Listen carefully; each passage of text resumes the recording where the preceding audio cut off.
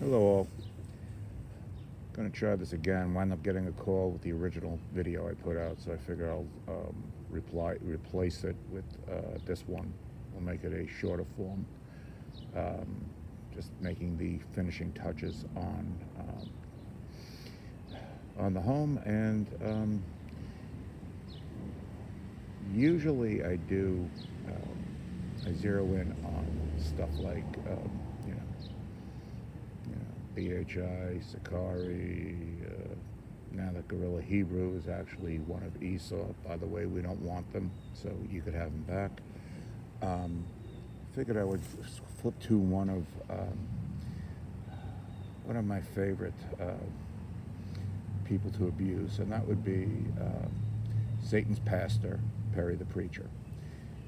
And what really gets me with this guy is he takes a page out of Dr. Joseph Goebbels' book that if you tell a lie enough times, you'll get people, or some people, to believe it. This is somebody that claims to know Scripture, but everything that he says proves that he's more of Satan than he is of anybody in the book. And, for those of you that are listening to this, you are probably quite proficient at Scripture. So we'll just make it real nice and easy. You tell me whether or not this is a sin. And let's just go with some of the garbage that he likes to push. Um, and what, and more or less, how would you think Jesus would respond to this? Is it Jesus like that you could murder a child and not sin? Does that sound like a sinless activity? Does it sound like a sinless activity for a man to commit adultery under his wife's roof?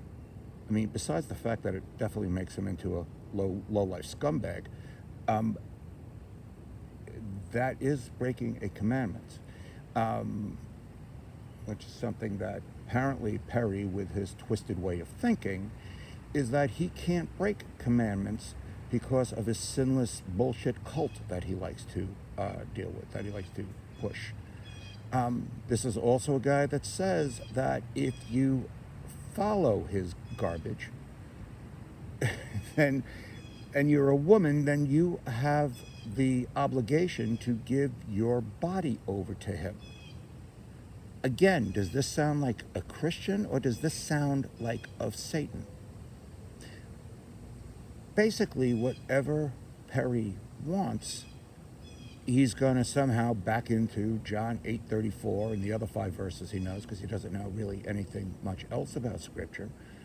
And when you do box him in, as I've seen many people do, whether or not it is J-Man or Melvin or Nick or whomever, because I've seen many people do this because they see the kind of crap that he pushes is simply, it just doesn't pass the smell test. Then he will go to his favorite line, "Do you sin?" And yet, Perry, because he's quote-unquote sinless, is allowed to murder a child, and Jesus would welcome him in heaven with open arms. Now, please, if somebody can explain to me how any Bible can possibly confirm this satanic nonsense that this deadbeat, this parasite is trying to push. This is a guy that lives off of his wife. He doesn't do anything all damn day long. I mean, if you look at him, what does he do? He sits there, he smokes all day, and he repeats the same 6 lines over and over again. Do you sin? And he offers nothing to the world. My heart goes out to his children. Can you imagine this is who you point to as your father? Somebody that does nothing. Somebody that hit your mother. I mean, how many times has Perry hit his wife, which, by the way, is also sinless? Please explain that to me. There's also other real wild accusations, but I do have a feeling since Perry is sinless and he could do no wrong, well, I have a feeling that Randall, one of his former cult members, probably has, let's just say that Perry is not exactly a believer in Leviticus 20:13. I'm just saying it's an accusation, not me. So Perry, if you're going to sue me, just saying it's an accusation, not confirming, deny it, although I have a pretty good idea that it's probably true. Because Lord knows you couldn't care less since you think you could do whatever the hell you want and not sin. By definition, Perry, that makes you of the devil. The other thing that, and I just was really looking to have a good old time with Perry on this, and this had to do with, I was ready to debate him whether or not Jesus is or is not the Messiah. Now, I could tell you, I've actually spoken with Christians on this subject before. And usually what happens is it turns into a stalemate. In Perry's case, I just think he's unarmed. He ran from this. Why? Because he really has no desire to deal with anybody that actually knows all of his games and can prove everything that he says is a bunch of crap. And this has nothing to do, you believe whatever you want to believe. But when you're talking about certain kind of scriptural debates, I would have a feeling you should know what you're talking about. Clearly, Perry does not.